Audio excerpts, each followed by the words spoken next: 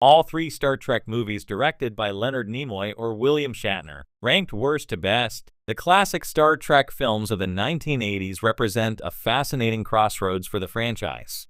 After the critical and commercial success of Star Trek II, The Wrath of Khan under Nicholas Meyer, Paramount made the bold decision to let the series' own stars step behind the camera.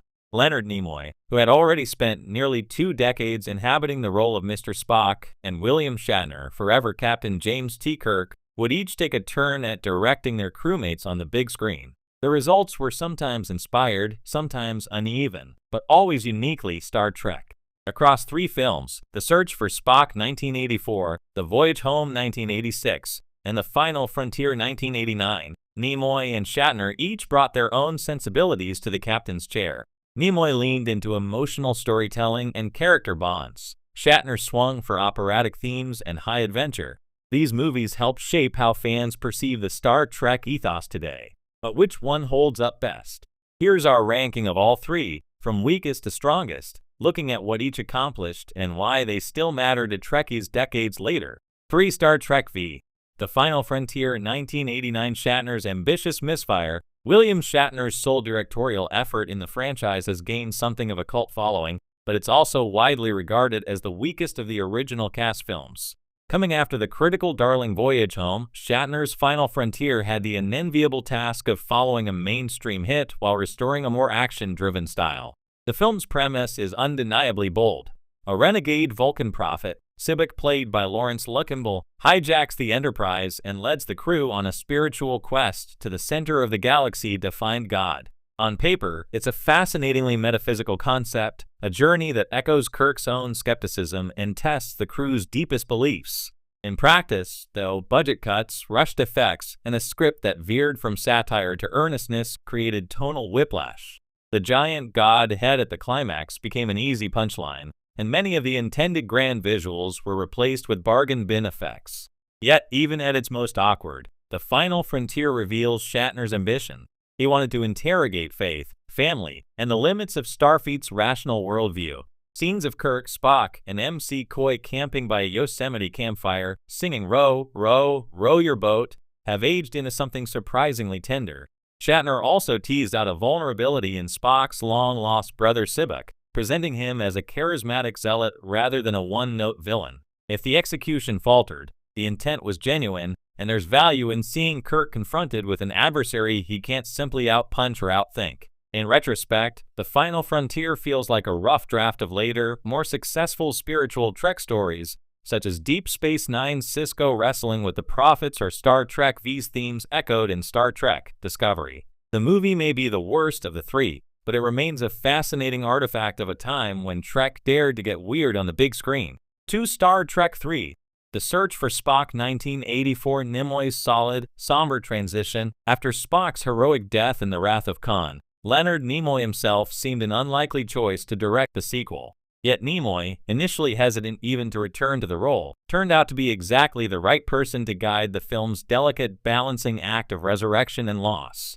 The Search for Spock is not as action-packed or quotable as its predecessor, but it's an emotionally resonant bridge between the vengeance of Wrath of Khan and the levity of Voyage Home. The story picks up with the Enterprise limping back to Earth, its crew mourning Spock while grappling with strange behavioral changes in Dr. McCoy, who carries Spock's Katra soul. Meanwhile, the Genesis planet, created by the device that killed Khan, has given Spock's body a chance at rebirth. Kirk must defy Starfleet orders, steal his ship, and risk everything to reunite Spock's body and spirit. Nimoy's direction is measured, intimate, and respectful of the franchise's emotional core. The film's first act plays like a naval thriller as Kirk and crew plot their unsanctioned rescue. Then it pivots into a mythic quest, complete with Klingon marauders, self-sacrifice, and rebirth. Christopher Lloyd's Cruge may not rival Khan as a villain, but he brings a feral unpredictability to the role. Perhaps the film's greatest strength lies in what it does for Kirk. In sacrificing the Enterprise, my God, Bones, what have I done? And losing his son David to Cruge's blade, Kirk experiences profound loss, only to find renewal in saving Spock.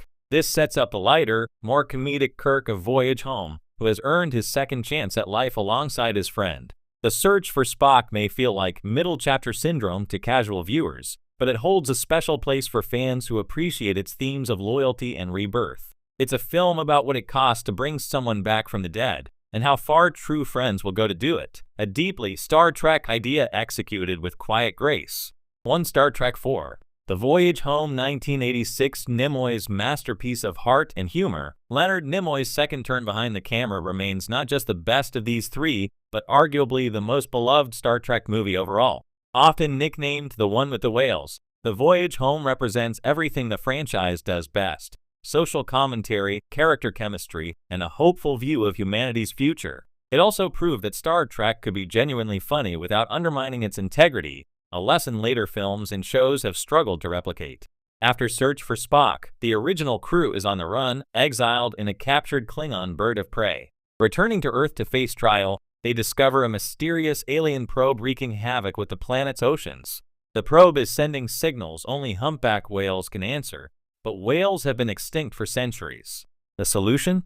Time travel to 1986 San Francisco and bring a pair of whales back to the 23rd century. It's a ridiculous setup, yet Nimoy grounds it in character and theme. The environmental message, that humanity's short-sightedness can doom it to destruction, feels even more urgent today than in 1986. The crew's fish-out-of-water antics in Reagan-era America provide endless charm. Chekhov asking for nuclear vessels, Spock nerve-pinching a punk on a city bus, MC Coy horrified by 20th century medicine. But beneath the humor lies genuine affection. Nimoy lets every member of the ensemble shine. Uhura and Chekhov become a covert duo on a nuclear aircraft carrier. Scotty Sweet talks a plastics manufacturer. Sulu pilots a helicopter. Even secondary characters like Dr. Gillian Taylor, the marine biologist who befriends Kirk and Spock, feel fleshed out and relatable.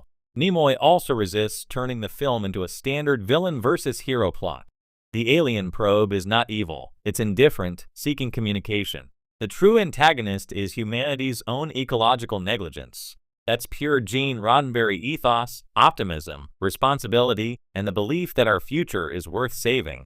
Cinematically, The Voyage Home is brisk, bright, and accessible. It's one of the few Star Trek films that non-fans can enjoy without prior knowledge. Critics and audiences rewarded it with the franchise's best box office to that point, cementing Star Trek's viability beyond niche fandom.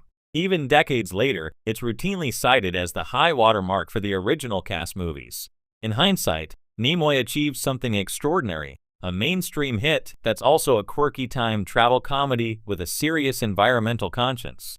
He balanced tone, pacing, and ensemble focus in a way no other Trek film quite has.